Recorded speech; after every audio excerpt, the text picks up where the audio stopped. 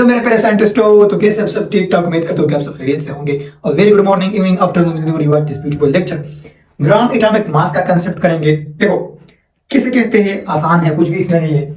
तो बिना जब हमारे पास when relative atomic mass is express, ये आप एक्सप्रेस करें in gram, in gram, it is called, इसको हम कहेंगे it is called gram atomic mass. Gram atomic mass हम इसको कहते हैं। अब देखो ग्राम एटॉमिक मास असल में हम मोल के लिए इस्तेमाल करते हैं। देखो ग्राम एटम है, ग्राम एटम है, ग्राम एटम ये सेकंड नेम है किसका? सेकंड नेम ऑफ मोल। ये मोल का सेकंड नेम है। जब मोल का कंसेप्ट हम एटम के लिए इस्तेमाल करते तो हम इसके लिए ग्राम एटम का लफ्ज इस्तेमाल करते, और उसका जो मास है उसको हम ग्राम एटॉमिक मास कहते हैं। सही है। Gram atom is the second name of mole और gram atomic mass is the mass of gram atom. ये ग्राम एटम का मास है। कैसे? देखो देखो ये हमारे पास Na है, तो Na का मास जो है ये एक Na का 1 सोडियम एटम है, तो इसका 23 AMU है। सही है। क्या है? 23 AMU है। लेकिन अगर मैं आपको ये कहूं कि आपके पास 1 मोल Na है, तो इसका मास क्या होगा? उसका मास 23 ग्राम होगा। क्या होगा? 23 ग्राम होगा। अब ये 23 ग्राम हमारे पास क्या है? ये हमारे पास ग्राम एटॉमिक मास है। क्या है? ग्राम एटॉमिक मास है। और 1 मोल Na हमारे पास ग्राम एटम है। क्या है? ग्राम एटम है। अब आप कहोगे कि ग्राम एटम और ग्राम एटॉमिक मास में क्या फर्क है? तो देखो ग्राम एटॉमिक मास एक्चुअली उस मास को कहते हैं जो मास आपके पास आया उसको कहते हैं, और ग्राम एटम उसको कहते हैं जो 1 मोल Na है, मोल का सेकंड नेम है। सही है। तो 1 मोल Na इज इक्वल टू बराबर है किसके? ये 23 ग्राम के बराबर है। और इसके लिए हम ये भी कह सकते हैं कि 1 ग्राम एटम ऑफ Na, ये भी कह सकते हैं। मतलब 1 मोल Na भी कह सकते हैं, 1 ग्राम एटम ऑफ Na भी कह सकते हैं। अगर मैं आपको ये कहूं कि 1 ग्राम एटम ऑफ कार्बन, ये किसके बराबर होगा? तो 1 ग्राम एटम ऑफ कार्बन का मतलब ये कि 1 मोल ऑफ कार्बन। सही है, क्योंकि ग्राम एटम मोल का सेकंड नेम है। तो इसका 12 ग्राम होगा। क्या होगा? 12 ग्राम होगा। यहां तक कंसेप्ट समझ में आया? बोलो समझ में आया। अब देखो कैसे अंडरस्टैंड करो चीजों को। हमारे पास एक हाइड्रोजन एटम है। क्या है? एक हाइड्रोजन एटम है। तो एक हाइड्रोजन एटम का मास क्या है? पीरियोडिक टेबल में आप देख सकते हैं, मैंने आपको किया है 1 AMU है एग्जैक्टली। अब ये 1 AMU क्या है? रिलेटिव एटॉमिक मास है ना। पीरियोडिक टेबल में जितने भी मासेस है वो रिलेटिव एटॉमिक मास है, एवरेज मासेस है। तो ये एक्सप्रेस करो ग्राम में। तो अब ग्राम में किस तरह एक्सप्रेस करोगे? आसान है। देखो gram, the relative atomic mass of an atom is expressed in gram is called gram atomic mass. तो अगर मैं इसका ग्राम एटॉमिक मास लिखूंगा तो मैं कहूंगा कि ग्राम एटॉमिक मास, यहां पे लिखो gram atomic mass of hydrogen is equal to AMU की जगह ग्राम लगा दो, क्योंकि डेफिनेशन में ये लिखा है relative atomic mass of an atom expressed in gram is called gram atomic मास। इसको हम ग्राम एटॉमिक मास कहते हैं। अब सर ये कैसे आपने एक्सप्रेस किया? डायरेक्ट बस ग्राम लगाया, ग्राम एटॉमिक मास को आप ही लगा दिया। सर एक्सपेरिमेंटली प्रूव करो। प्रूव करता हूं। देखो प्रूफ यही है। प्रूफ क्या है? प्रूफ लिखते हैं या प्रूफ लिखते हैं, जो भी आप लिखते हो लिखो। देखो एक हाइड्रोजन एटम है, एक हाइड्रोजन एटम, तो इसका मास क्या है? एक हाइड्रोजन एटम का मास ये सर आप बताए ना 1 AMU है, बिल्कुल 1 AMU है। अब अगर मैं आपसे कहूं कि 2 हाइड्रोजन एटम है, क्या है? 2 हाइड्रोजन एटम है, इसका मास क्या होगा? तो इक्वेशन के एक साइड पे जो आपने मल्टीप्लाई कर दिया, दूसरे साइड पे वो मल्टीप्लाई करो, 2 मल्टीप्लाइड बाय 1 AMU ये हो जाएगा। अब 3 हाइड्रोजन एटम का क्या होगा? तो 3 हाइड्रोजन एटम का 3 मल्टीप्लाइड बाय 1 AMU, मतलब इधर जो मल्टीप्लाई करते हो इधर भी करना होगा। इक्वेशन के दोनों साइड पे सेम काम करना होगा, वरना मैथमेटिक इक्वेशन गलत, मैथ्स गलत, सब गलत। साइंस का बेड़ा आपने वर्क किया। इसी तरह अगर मैं 10 हाइड्रोजन का मास फाइंड करूंगा तो 10 hydrogen mass is equal to 10 multiplied by 1 AMU। इस तरह मैं लिखूंगा। आसान है, आसान है। अब अगर हमारे पास 6.023 10 पावर 23 हाइड्रोजन एटम आ जाए, हाँ सर यहां तक आ गए, तो यहां भी 6.023 10 पावर 23 1 मल्टीप्लाइड बाय 1 AMU लगाना होगा। सही है सर, ये तो 1 मोल है, 1 मोल है ना, एग्जैक्टली। तो 1 मोल हाइड्रोजन एटम का mass is equal to 6.023 10 power 23 और 1 AMU के साथ मल्टीप्लाई तो 1 AMU आएगा, इस तरह आएगा, बिल्कुल आएगा। तो 1 मोल हाइड्रोजन एटम का मास इज इक्वल टू इतना। अब इतना आप लगाते हो, ये एक्सपेरिमेंटली प्रूव किया गया है कि 6.023 10 पावर 23 AMU कंबाइन हो जाए तो ये 1 ग्राम के बराबर है।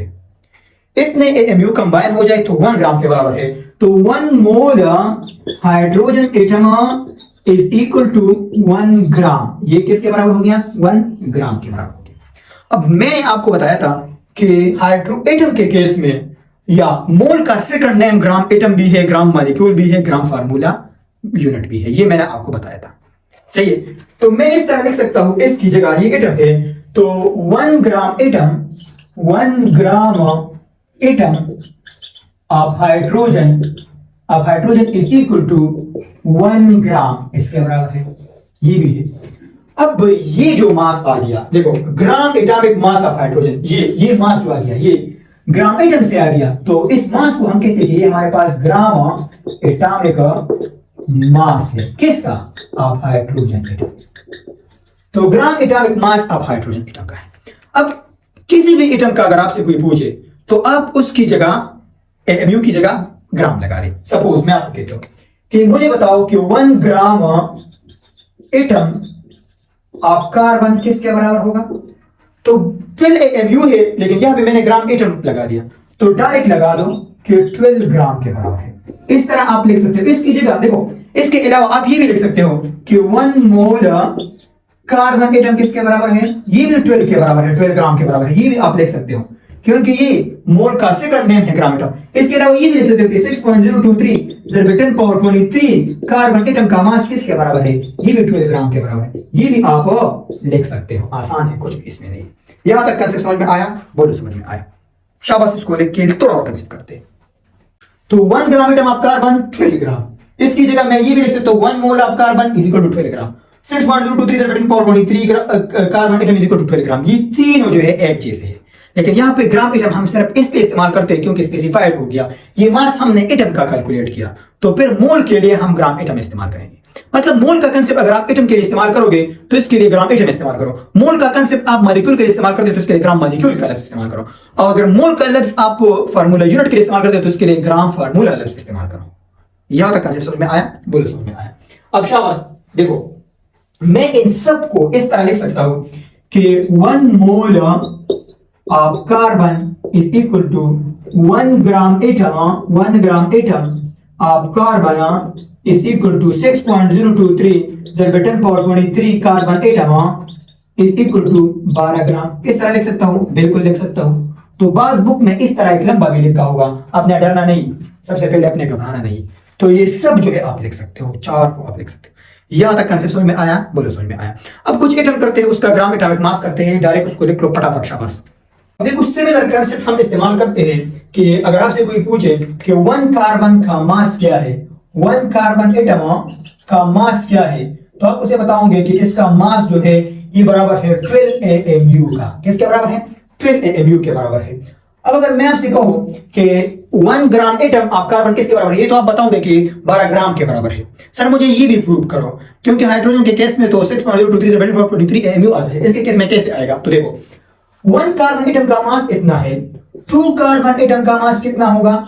ये बराबर होगा, इक्वेशन एक साइड पे 2 पे मल्टीप्लाई कर दिया तो दूसरे को भी 2 से मल्टीप्लाई करो, 12 AMU इस तरह आएगा। इसी तरह 3 4 5 आप करो, मैं नहीं करता, सही है, आपको पता है। 6.023 10 पावर 23 पे मैं डायरेक्ट आ गया। कार्बन एटम का मास क्या होगा? तो इधर इसके साथ मैंने मल्टीप्लाई कर दिया, तो यहां पे भी मल्टीप्लाई करो, 6.023 10 पावर 23 मल्टीप्लाइड बाय 12 AMU मैं कर सकता हूं, बिल्कुल कर सकता हूं। अब ये किसके बराबर है? ये 6.023 10 पावर 23, ये 1 मोल कार्बन एटम के बराबर है, इज इक्वल टू, और ये देखो ये इसको मैं इस तरह लिख सकता हूं कि 6.023 10 पावर 23 और ये AMU इसके साथ लिखो, AMU मल्टीप्लाइड बाय 12। आसान है ना, दोबारा इससे यही आता है ना, सही है।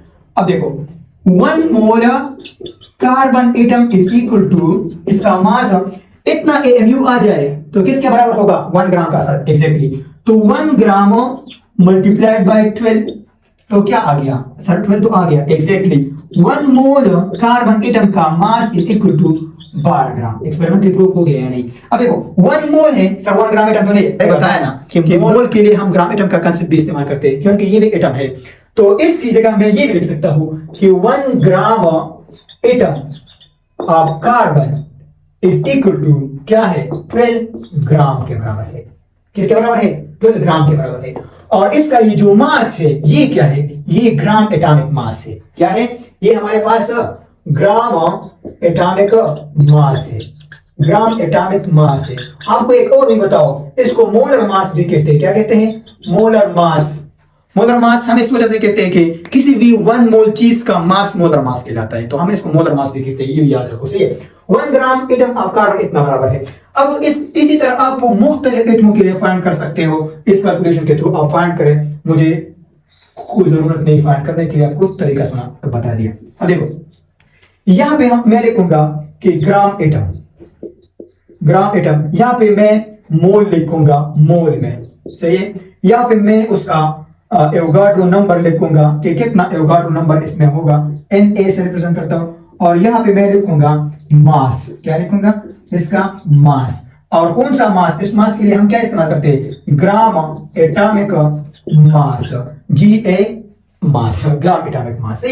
तो देखो ग्राम एटम, अगर हमारे पास 1 ग्राम एटम ऑफ कार्बन आ जाए तो इसमें कितना मोल होगा? इसमें 1 मोल होगा। हम इस तरह भी कहते हैं कि 1 मोल ऑफ कार्बन। इसमें कितना Na होगा? 6.023 10 पावर 23 होगा। 23 कार्बन एटम होंगे। सही? और इसका मास 1 मोल है तो 12 ग्राम के बराबर होगा।